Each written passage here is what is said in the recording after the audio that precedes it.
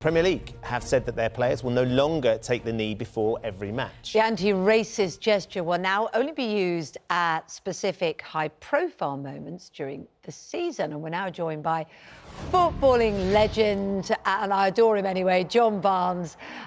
Good to see you this morning, John. Good to see you smiling and well as well.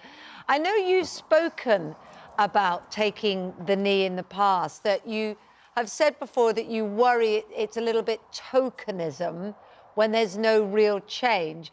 With that in mind, do you sort of agree with what the Premier League is saying? Save it for the big moments. What are your thoughts? Well, first of all, here we are once again. Yeah. And the conversation and the question is, should we take a knee or shouldn't we take a knee? The question should be, why are we taking a knee and what can we do to alleviate the problem and to make tangible change for the reasons that we are taking the knee. But we still haven't started that conversation because all we're talking about is whether we should take a knee or not.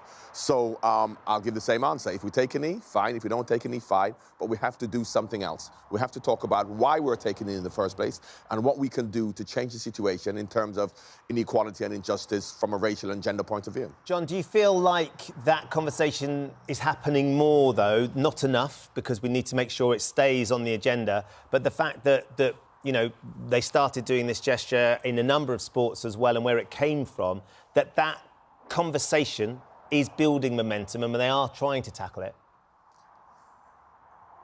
Well, we've been taking a knee now for 18 months, and I don't think the conversation has even started, because the conversation always has been, since it started, is shall we take a knee or shan't we take a knee? And now we're talking about we're not going to take a knee anymore.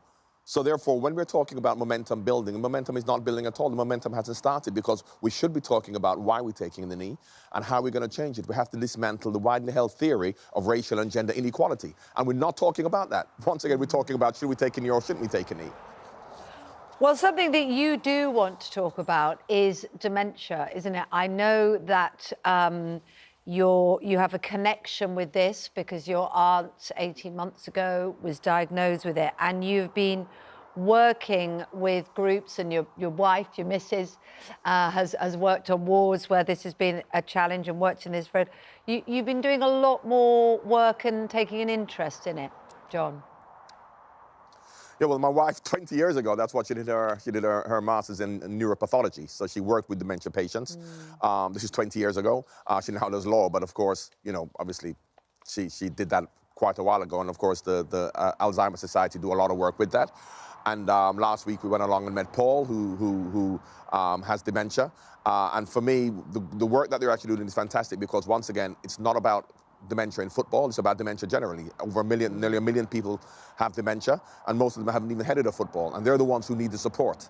Because while, of course, from a footballing perspective, it's good to raise a profile, as it is for a lot of things, we have to not forget the people who've never headed a football, who have dementia. So, and as you say, my aunt, who was a dancer, a squash player, all of a sudden, you know, 18 months ago, she got diagnosed with dementia, and it hurts the families. As much as we have empathy for the sufferers, the people who have dementia, it's the families who really, you know, have it hard as well, and we have to support them. I think we've got a clip, actually, from that chat you had with Paul Simpson, John. Here we go. I had a medical issue that I went into hospital for, and during my time in hospital, I was showing signs of loss of memory. I was accusing my wife of, you said this, you did that, and I would be absolutely incandescent over it. It turns out that she hadn't done it and said it, but it took a long time for us to just join all the dots. Football, to a degree, I missed some of it. Someone would say, oh, I've got a couple of tickets or seats. Wouldn't be that bothered. The thought of all the hassle of parking, remembering where the car is, if I want to go to the toilet, how do I get back to the seat? People don't understand those things become a very big issue. Of course they do, of course they do. And that partnership with football is going to help to make it part, perhaps, of a conversation with people that aren't directly experiencing it like you have with your aunt. Absolutely, and once again, what football can do is to highlight it, which is what we're talking about in taking the knee and lots of different other issues. So, of course, highlighting it is the start, but then moving on from that. And Paul had a particular type of dementia. Don't ask me to, it's a Latin name, the type of dementia he had, and it came on very quickly. It came on within a couple of weeks of him having a problem with his stomach. So there are different types of dementia, but I think that the most important thing is for us to understand it, to talk about it, and not be ashamed, you know, because a lot of people are embarrassed, whereas now having the conversation and doing something about it is vital. Yeah, Korsakoff syndrome, John, is the type, and it is a very rare form of dementia, as you say, and it hit really hard. Well, look, it's always great to have you on and get your perspective on these things. Thank you for joining us this morning, John. Great to see you. Thank you.